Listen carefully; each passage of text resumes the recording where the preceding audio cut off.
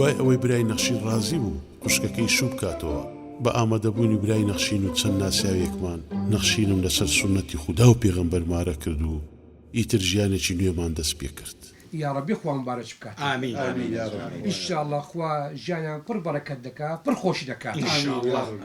زۆر سپاس مامۆستا مادەتاوە بیا. یا خۆ پیرۆستان بی. سلامت یا ربی. ئێستا پێ بڵێ کاک تەحسین فەرموو مامۆستا. تووشی مشاکلم مەکە. ئەتوو تەکیری لە دادگای مالەکراینە؟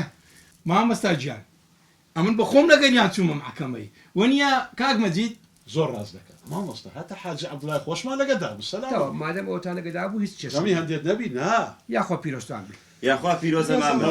ممنون هەستە سامان هەستە ئەو پاقلاوەی بینە شەربەتی بینە هەستە دەی بەسەر چاو بامەگە. مادەتاوە مامۆستا.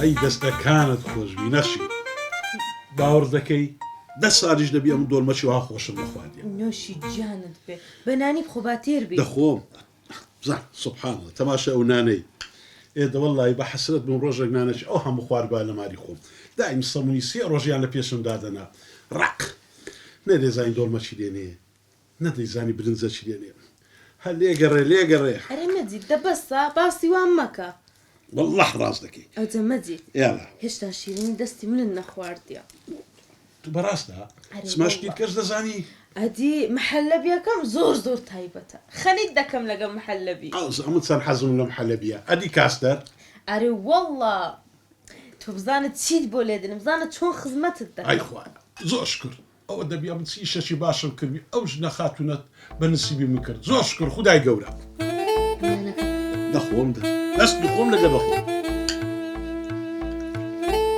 یاڕەبی خۆیان بە زیادی بکەیت نەخشین زۆر منی خۆش دەویست منیش ئەوم خۆش دەویست بۆ یەکتری دەتوانینەوە بەڵام نەمدەزانی کو ماڵەوە تێبگەینم هەر بۆیە بەیانێکی زوو هاتمەوە ماڵێ وەرە کچم وەرە یاخوا بەخێر بێ بابەتجان حەلیم سەرچاو وەرە حەلیم وەرە ئای بابا ئای کچم بابت چەند بەختە وەرەگە بزانم الحەمدولله ئینشەڵڵا هەر وابێت ئەرێ مەجید ئەوە تو شەیدنە نەهاتبیەوە والله هاتوو بزانی هاتوو بەردەوام دوعا وزار نەدەکردی شەشی ببینمەوە ئەی باوکە دۆزیتەوە خوا دوعا وزاری داکتی قبول کرد ئەخر چ ئیشەکەم ئیشە دیتەوە کچەکەم ئیشەکەم دیتەوە نەبیتەوە چ ئیشێک والله ئەوەی ڕاستی بی کچەکەم برادەرەکەم هەیە وەخت خۆی دەمناسی هەبوونا ئیمارەی دەکرد چای بە من کات حەلیم گوتی مەجید مادەمێ تو تەقاویتی نەمارێ دانیشتی لۆ نایە لێرە ببیە حەراس هەتا سبیانێ بەشەو بە ڕۆژیش هەروە ناومانم دا وی الحەمدولله یا ڕەبی خوا خێری بنووسێت والله